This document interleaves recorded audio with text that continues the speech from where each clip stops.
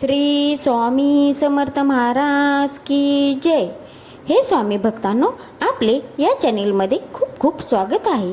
आम्ही स्वामी सेवेकरी आज आपणास ऐकवणार आहे मुलांच्यावर संस्कार कसे असावेत। आपल्या मुलांचं चांगलंच व्हावं म्हणून शेवटपर्यंत नक्की ऐकावे। मुलांवर संस्कार कसे असावेत खूप छान पद्धतीने सांगितलेलं आहे। तर आपण त्याच्या आधी श्री स्वामी गुरुवर्य यांना प्रार्थना करूया। हे स्वामी गुरुवर्य, तुमचा कृपा आशीर्वाद कृपादृष्टी सदैव आमच्यावर निस्सीम राहू देत। तुमच्याबद्दलची श्रद्धा सदैव आमच्या मनात वास करू देत। सगळ्यांचं कल्याण करावं। काय चुकलं असेल तर आम्हाला माफ करावं। तुमचा वरद हस्त सदैव आमच्या मस्तकावर असू देत आणि आमचे मस्तक सदैव तुमच्या चरणी लीन असू देत। श्री स्वामी समर्थ। जय जय स्वामी समर्थ। चला तर आपण ऐकूया आता मुलांवरचे संस्कार कसे असावेत याबद्दल। एका साधकाने गुरुजींना आपला प्रश्न विचारला। आपल्या मुलांचं चांगलंच व्हावं हे प्रत्येक पालकांना वाटत असतं। ते कायम मुलांचं भलं व्हावं म्हणूनच स्वतःचं आयुष्य पणाला लावतात। तरीही आजकालच्या बहुतांश घरात मुलांमध्ये योग्य संस्कार दिसून येत नाहीत। याचे कारण काय बरे गुरुजी? तर गुरुजींनी त्यांना खूप छान पद्धतीने सांगितले आहे। गुरुजी म्हणतात, अपेक्षा वाढीस लागल्या की इच्छा मरते। कारण त्या अपेक्षा कधी पूर्ण होतात तर कधी होत नाहीत। पूर्ण झाल्याच तर कदाचित ती वेळ निघून गेलेली असते। नाही झाल्या तर काय, तरीही वेळ निघून जातेच ना। गेलेल्या वेळेमुळे काय झाले बरे? तुमची इच्छा अपेक्षा हेच आमचे जीवन बनून राहिले आहे। मिळाल्याचा आनंद व न मिळाल्याचे दुःख कवटाळण्यातच मनुष्याच्या आयुष्याची शिदोरी संपते। पण अपूर्ण राहिलेल्या या इच्छांमधूनच अनुभव घ्यायचा असतो। या अनुभवातूनच शहाणपण शिकता येते। जगण्याचं बळ जर हवं असेल तर त्या कमळाकडे बघावं, ज्याला मिळवण्यासाठी मनुष्य चिखलात उतरतो, स्वतःला माखवून घेतो, पण ते कमळ मिळवून तो माता लक्ष्मीच्या चरणांवर वाहतो। मी चिखलात कसा जगू म्हणून कमळ उमललेच नाही तर त्याला लक्ष्मी मातेच्या चरणांवरची जागा कशी बरं मिळेल? मनुष्य जेव्हा जन्माला येतो ना, तेव्हा त्याच्यावर कोणतेही संस्कार केलेले नसतात, ना चांगले ना वाईट। मग मोठे झाल्यावर तो चांगला किंवा वाईट कसा वागतो याचा कधी विचार केलाय का तुम्ही? जन्माला आल्यावर जे संस्कार आई वडिलांकडून किंवा घरातल्या नातेवाईकांकडून त्या बाळावर केले जातात, तेच संस्कार त्याचं आयुष्य आणि त्याला घडवतात। त्यांच्या वागणुकीतून बाळ शिकत असतं। आई वडीलच नकळत का होईना चांगले वाईट संस्कार मुलाच्या मनावर बिंबवत असतात। पण जेव्हा मुलं वावगं वागायला लागतात तेव्हा हेच आई वडील अचंबित होऊन मुलं कशी बिघडली याचा शोध घेण्यासाठी धावतात। अरे, स्वतःमध्ये वाकून बघा की जरा। तुझं आहे रे तुझं पाशी, मग शोधावयास बाहेर का जाशी? बदल हा स्वतःपासून करणे गरजेचे आहे। प्रत्येक पालकांना आपलं मूल चांगल्या मार्गाने चाललेलं हवं असतं। त्यासाठी स्वतःच्या मनाप्रमाणे त्या पाल्याला शिकवण्याचा, समजवण्याचा, स्वतःच्या मनाप्रमाणे वागण्याचा प्रयत्न प्रत्येक पालक करीत असतात। जे अनुभव त्या पालकांनी घेतले तेच मुलांनी घ्यावे असे त्यांना वाटत असते। परंतु काळ नेहमी बदलत असतो। बदलत्या काळाप्रमाणे अनुभव देखील बदलत असतात। मग जुने अनुभव नवयुगातल्या अडचणींना कशी मात द्यायची हे कसं समजावू शकेल? जे सुख पालकांना मिळाले तेच मुलांना सुखकारक ठरेलच असं नाही। म्हणूनच मुलांना आयते देण्यापेक्षा त्यांना आलेल्या आव्हानांना तोंड देण्यासाठी स्वतःचा वैयक्तिक अनुभव घेऊ देत। त्यासाठी त्यांचे मनोबल वाढवण्यासाठी त्यांना महत्त्वाचे नाम शिकवा। नामस्मरणाचे बाळकडू जन्माला आल्यापासूनच शिकवा।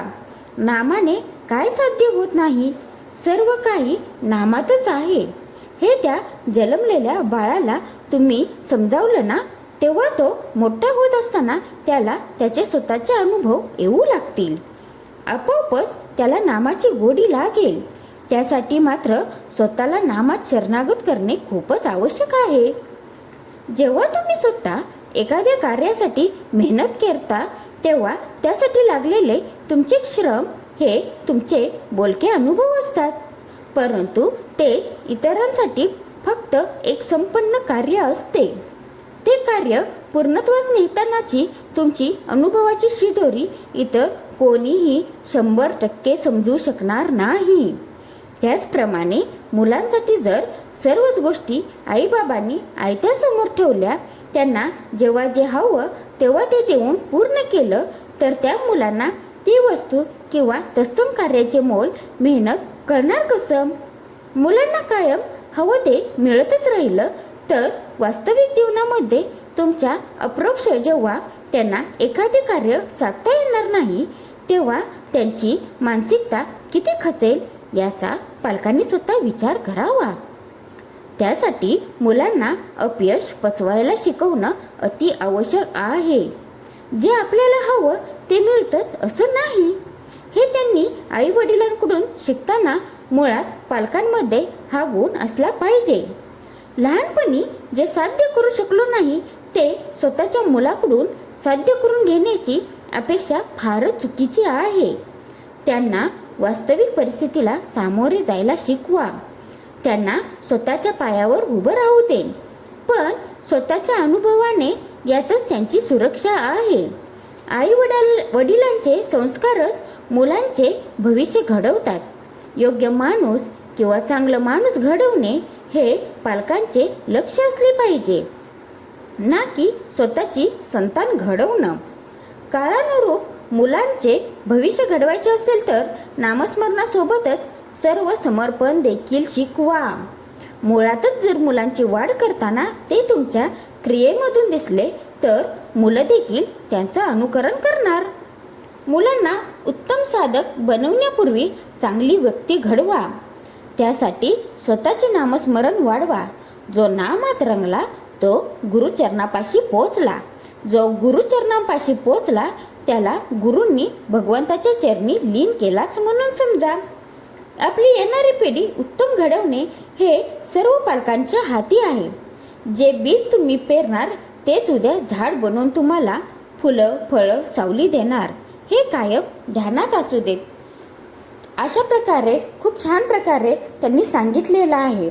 म्हणूनच मीही आपणास आवर्जून सांगत असते की तुम्ही नेहमी तुमच्या मुखात श्री स्वामी समर्थ हा जप किंवा तुम्हाला जे दुसरे देव म्हणजे हे आहेत, कुलदैवत असू दे, तुमचे कोणतेही देव तुमच्या मनापासून तुम्हाला बाबा मला ह्याची सेवा करायची आहे, त्याची सेवा करायची आहे, सगळे देव एकच आहेत, पण जे तुम्ही मुखात ठेवता ते चालता बसता फिरता उठता सदैव आपल्या मुखात असू देत. त्यामुळे आपल्या मुलांनाही कळते की हां बाबा हे नाम घेतल्यामुळे माझं चांगलं होणार आहे. त्याच्यामुळे ती सेवा त्यांच्यापर्यंत पोचते, देवापर्यंतही आपली सेवा पोचते. आपण या उद्देशाने त्याचप्रकारे जर तुम्ही ही गोष्ट आपल्या नातेवाईकांना आपल्या मित्रमंडळींनाही शेअर करा, त्याच्यामुळे त्यांनाही कळेल की काय केल्यामुळे काय होते. त्याचबरोबर आपण श्री स्वामी समर्थ हा जप सदैव आपल्या मुखात असू देत, हे मी तुम्हाला आवर्जून सांगते. त्यामुळे तुमचेच चांगले होणार आहे, तुमच्या मुलांचेही चांगले होईल, तुमच्या कुटुंबाचेही चांगले होईल, हे मी आपणास आवर्जून सांगते. त्याचे तुम्हाला अनुभव चांगले येतील. आणि संकट आले म्हणून कधीही ढळू नका, कारण स्वामी हे आधी परीक्षा घेतात पण नंतर एवढं देतात की तुमचे हातही अपुरे पडतात. ते घेण्यासाठी खूप चांगला अनुभव येतो आपणास परत. त्याच्यामुळे तुम्ही कधीही स्वामी परीक्षा घेतात तेव्हा ढळून देऊ नका. आणि श्री स्वामी समर्थ हा जप सदैव आपल्या मुखात असू देत, हे मी तुम्हाला आवर्जून सांगते.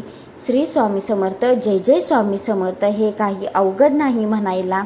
त्याचबरोबर आजची केलेली सेवा मी श्री स्वामींचरणी अर्पण करते. काय चुकलं असेल तर त्यांनी मला माफ करावे.